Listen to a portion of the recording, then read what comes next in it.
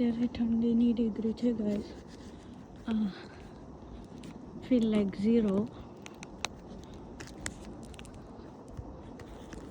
બહુ ઠંડી પડવા લાગી છે ગાઈસ. જો હવે ધીમે ધીમે જેમ ડિસેમ્બર આવશે તેમ વધારે ઠંડી પડશે, સ્નો પડશે. જો guys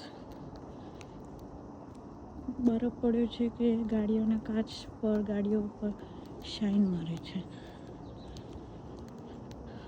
Oh my god, so beautiful. Bye guys, thank you.